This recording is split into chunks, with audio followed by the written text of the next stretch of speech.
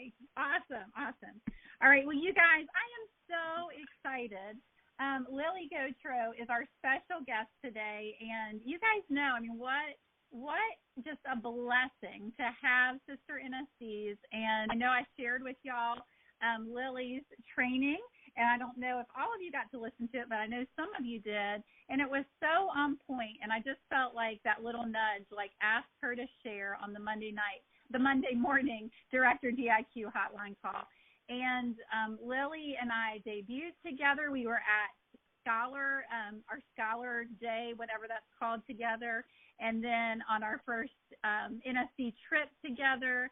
And just such a blessing to meet Lily. As soon as I met Lily, I liked her. I just was like, I like this girl. Aww. And we have connected in the airport. Her husband, and John D. and I just sitting and talking about the culture of Mary Kay. We were on like a layover and just had such a great time together, eating dinner. And I know Lily and her husband are praying about bringing their 2 kids to Nicaragua, which we would love. So we would absolutely love that. But let me just share with you a little bit about Lily, and I just want her to have the time to really speak into y'all this morning. So Lily Gauthreaux started her Mary Kay business when she was 21 years old. In 2 months, she replaced her income and quit her job. 2 months later, she earned her first free car. So far, in her 10 years, she's earned the use of 7 free cars, her latest being the 2019 Pearly Pink Escalade. She's married to her high school sweetheart, Mike, and they have 2 kids, Lucas and Alice. Lily and Mike have traveled free, thanks to Mary Kay, to China, Italy twice, Argentina, Spain, Portugal, France, and London. They will continue to travel free every single year for the next 34 years. Lily is currently the youngest national sales director in Mary Kay and is honored to serve 34 more years in her position before taking an awesome retirement package thanks to Mary Kay. And I love that Lily is she just has the heart of this business. She's the offspring of Leo Carta. And Lily, we are just so thankful that you would take your time out this morning to share with us and to pour into us as an area. So take it away, sister. Oh, my gosh. Well, thank you so much. And thank you for passing that training on, Lene. I know that, it was one of those things that God really convicted me with, and I didn't want to do it. I just thought, I'll just share it with my directors and they'll know how I'm feeling.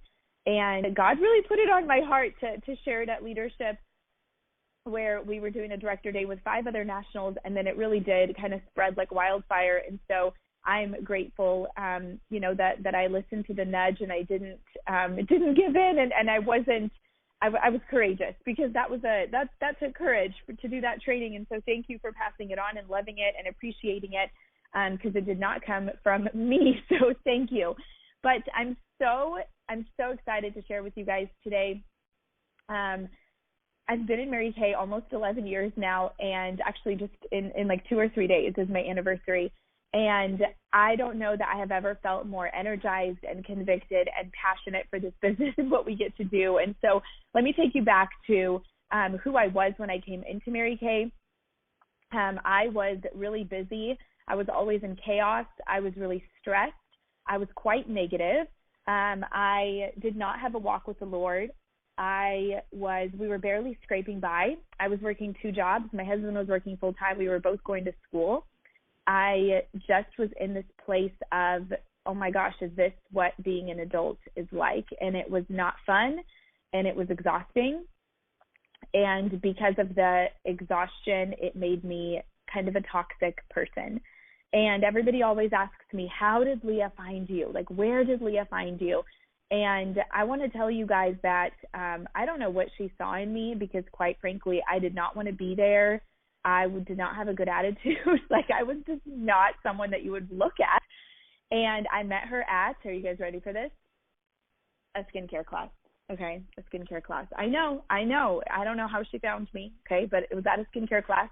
And it was actually a booking from a booking. And I'm so passionate about people booking from their bookings, because if Leah never booked from her bookings, I would have never been found, and I would have never come into Mary Kay. And so my good friend Brianna held a party to help her friend Amanda earn a brush set.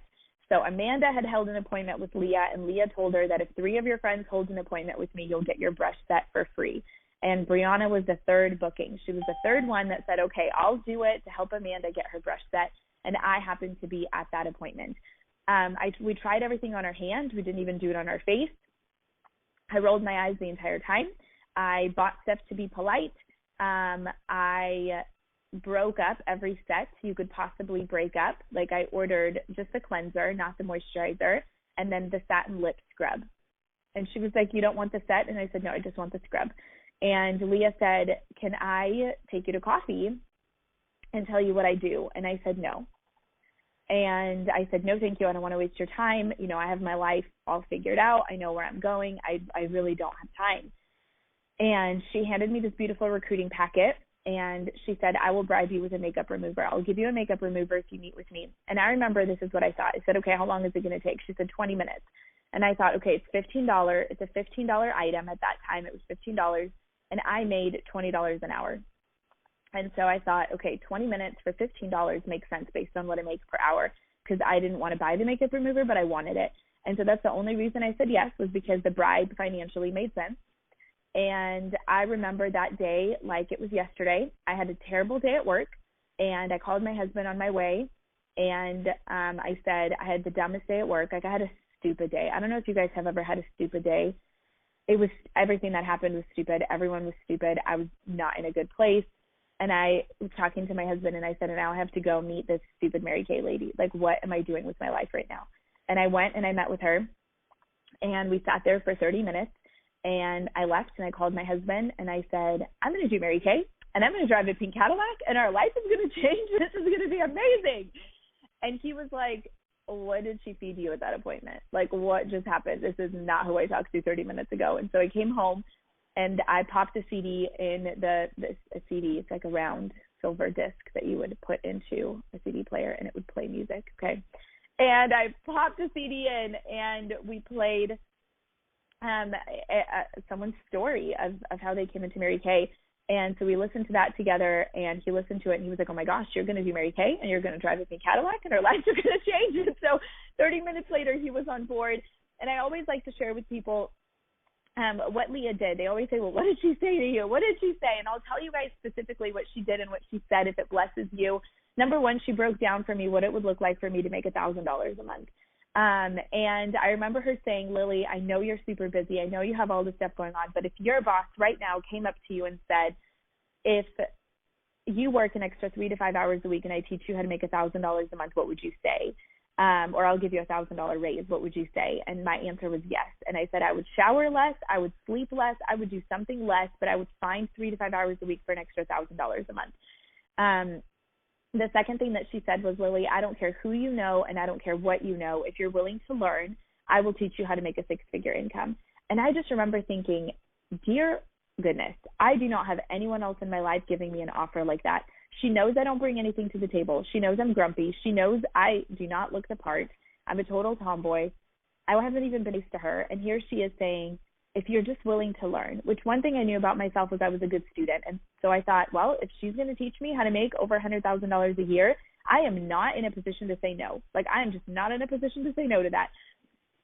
And honestly, you guys, the thing that pushed me over the edge was her energy. It was her vibe. And I remember leaving, spending time with her, and I felt happy. And I could not remember the last time I felt that way. Everything in my life at the time was draining, and it took from me, and it demanded of me. And I felt like she gave to me. And I left that appointment and I was smiling and I was happy. And I honestly had forgotten what that felt like. And it just gave me hope. And I just thought, you know what? I'm not good at sales. I don't even know what in the world this is, but I know I like the feeling. I like how I feel when I'm around this woman, and I just wanted to feel that again. And so I want to tell you guys that I was not skilled at all. I'm also not introspective at all. And if you know what introspective means, it's like looking within yourself to figure out, you know, what am I doing? It's being self-reflective. It's saying, what did I do last week that worked? What didn't work?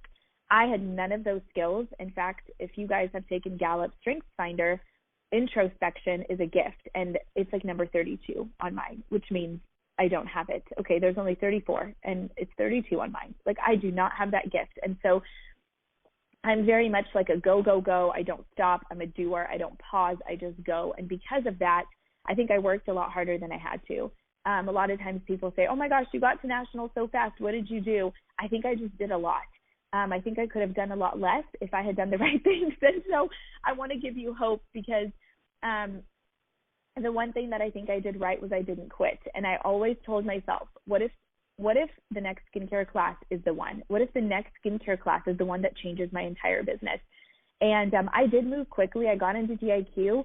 The only reason I got through DIQ was because of seminar. I was ready to give up. I was tired, and I got to seminar, and I just remember looking at the stage and seeing all these different women cross the stage, and there was nothing the same about them. And I loved that so much. They were all different ages, sizes, shapes, colors. Like, I literally just thought, oh my gosh, if every single one of these women has what it takes, then surely I have what it takes.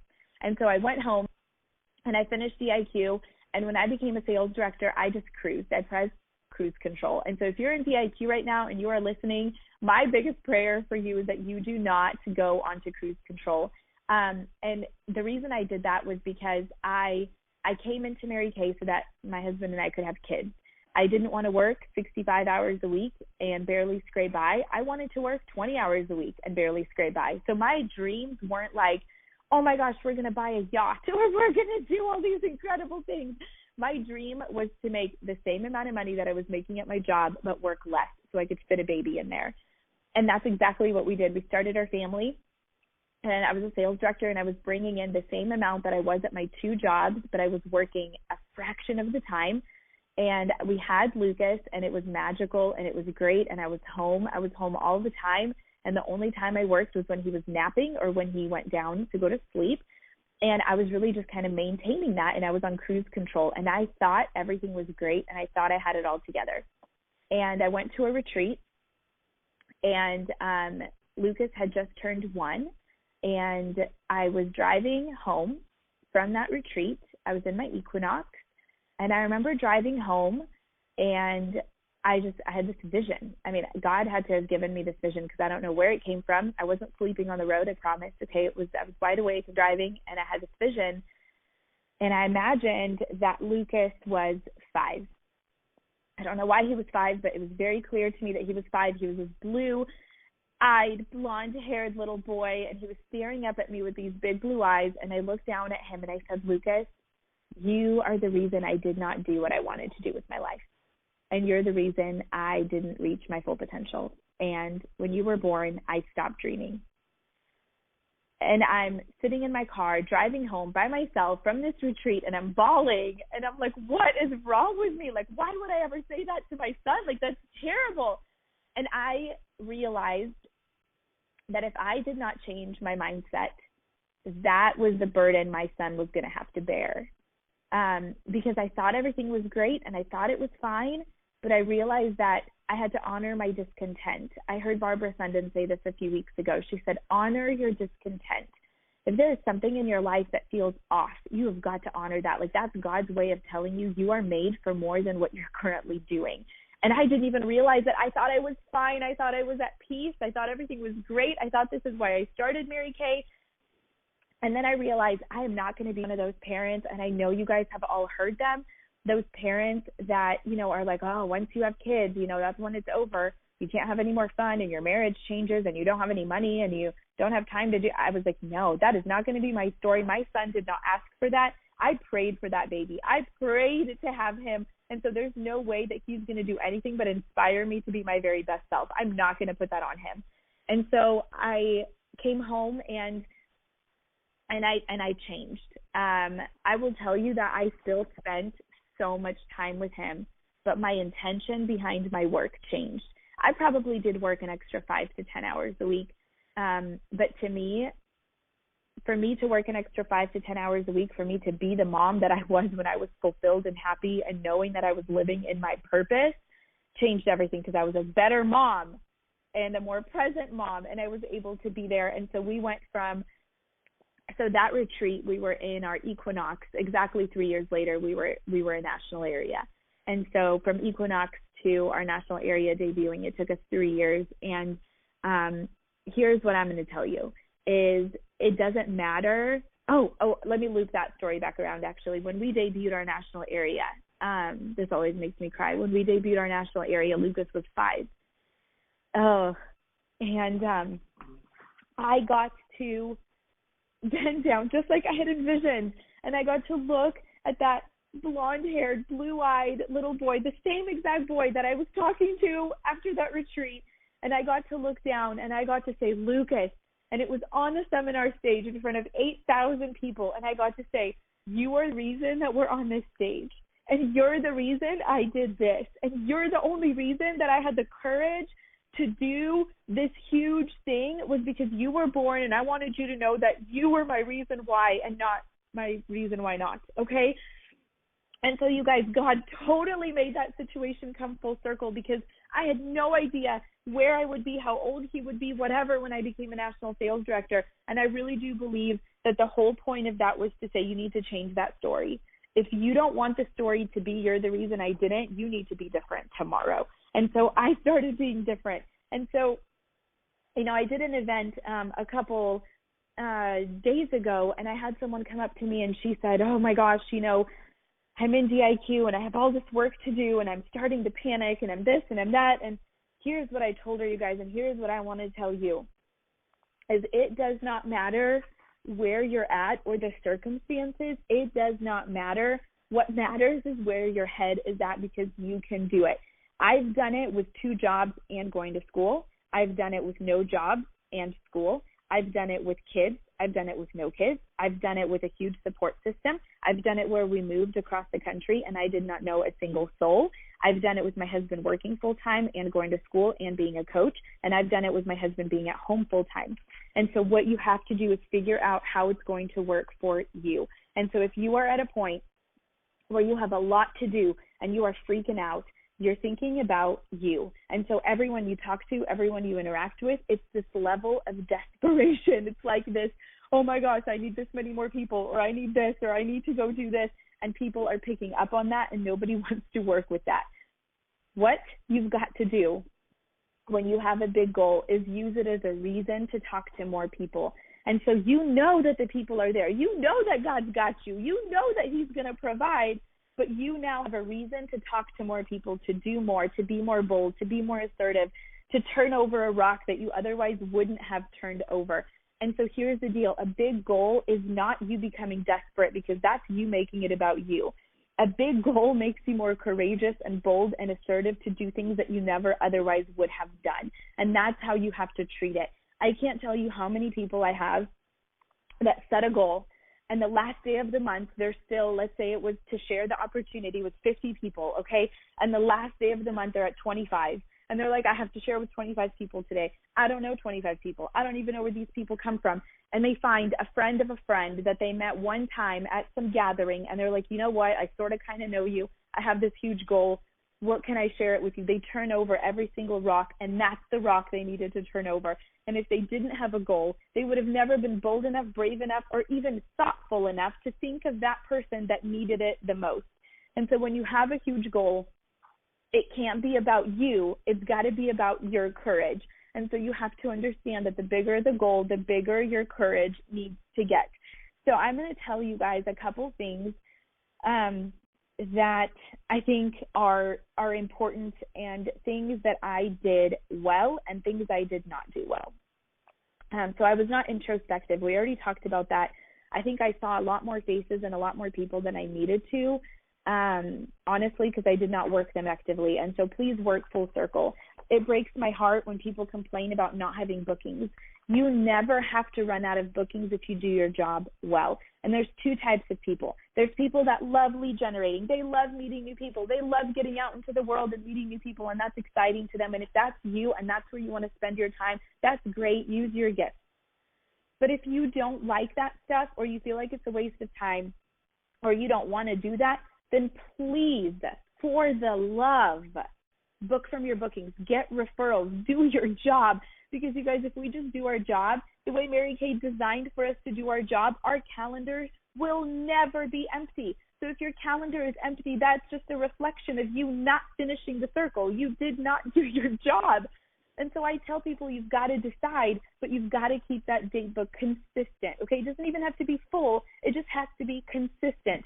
The other day I broke down how much time it takes to do a power start, and it was something dumb like 3 hours a week. Like, you work 3 hours a week, you can see 30 faces a month. And so I think sometimes we get into our heads and we justify, and we're like, oh, I just don't have time, or I was so busy working with my unit this month that I just didn't have time to do this or this. And you guys, we're telling ourselves a story, and this is where we have to get sober-minded. Sober-mindedness has been on my heart for probably the last year, where I have really been praying about knowing exactly why I am where I am. Because, you guys, this business isn't surprising, okay? This business is not surprising. And here's what I mean by that. When you are sober-minded, this business is not surprising. I have never woken up and been like, oh, my gosh, look at that, I earned a trip. Oh, I had no idea that would happen. No, it wasn't surprising. It was intentional. It was sober-minded. I knew exactly what it was going to take. I knew exactly where my brain had to be. I knew exactly how it was going to come together.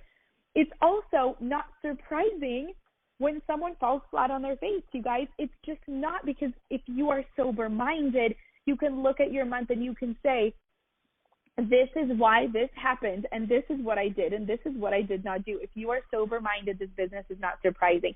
And when this business is not surprising, it's also not frustrating.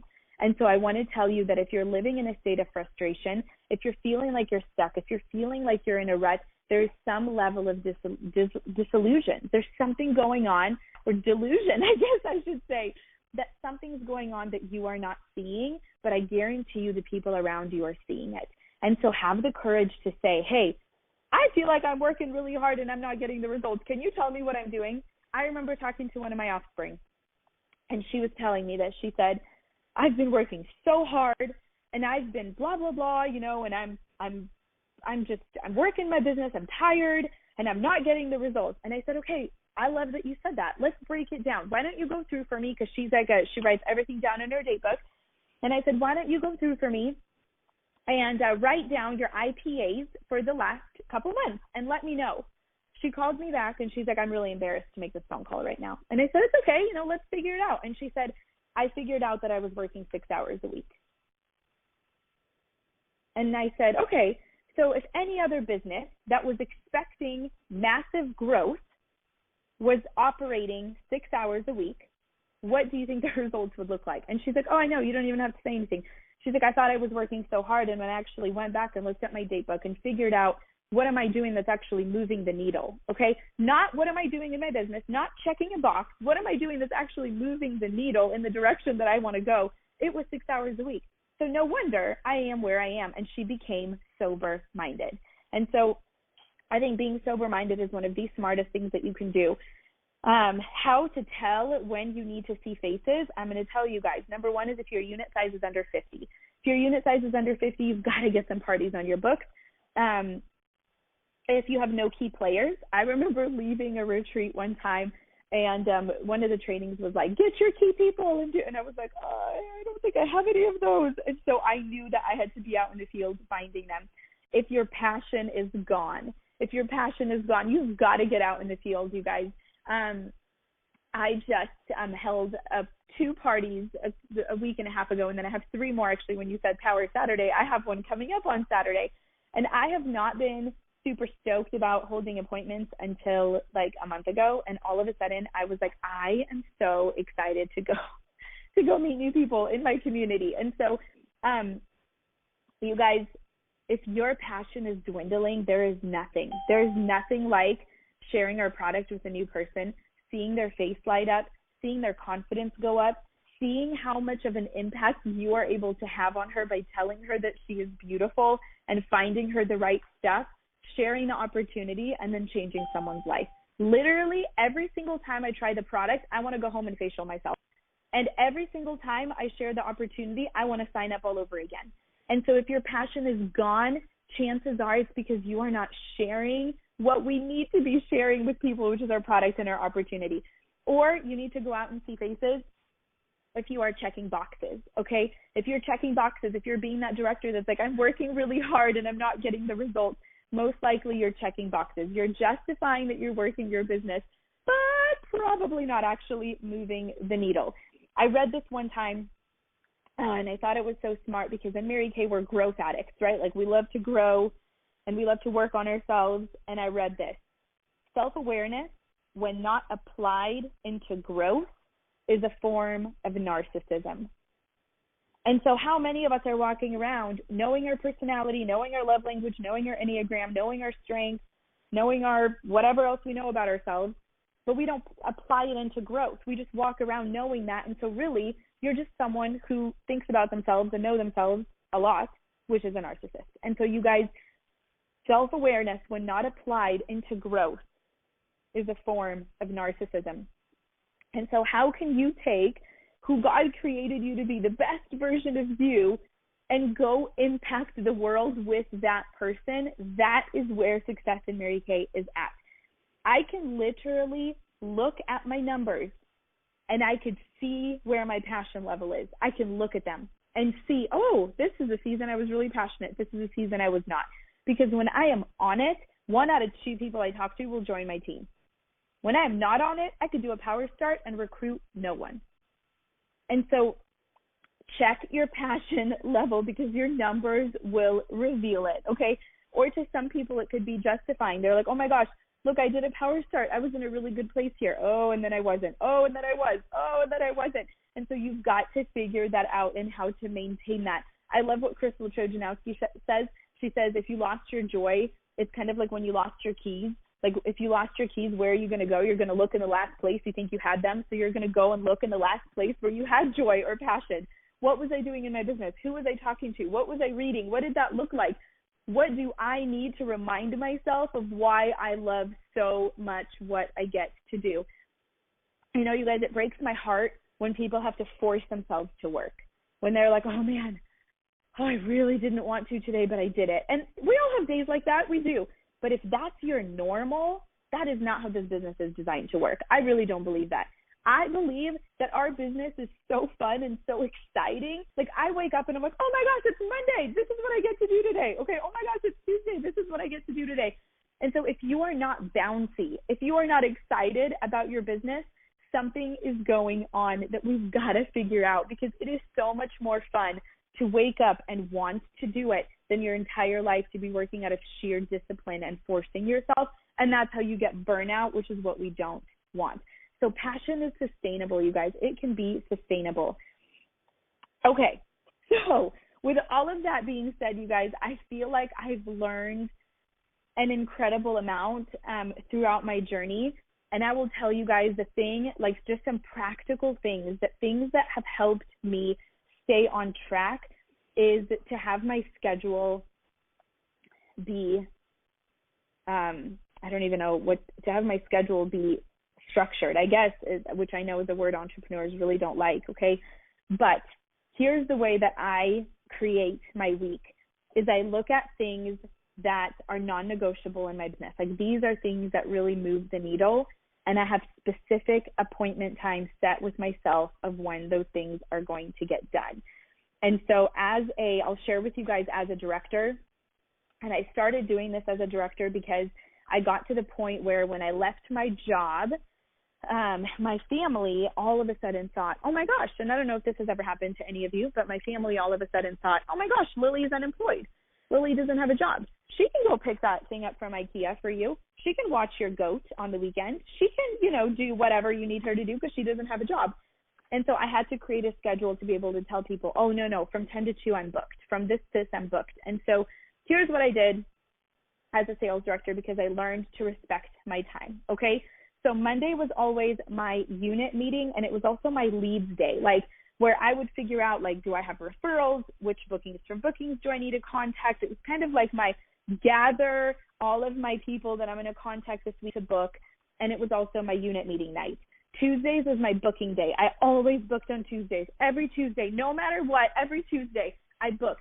If the kids were crazy or I had an appointment in the morning or something was going on, I would book in the evening.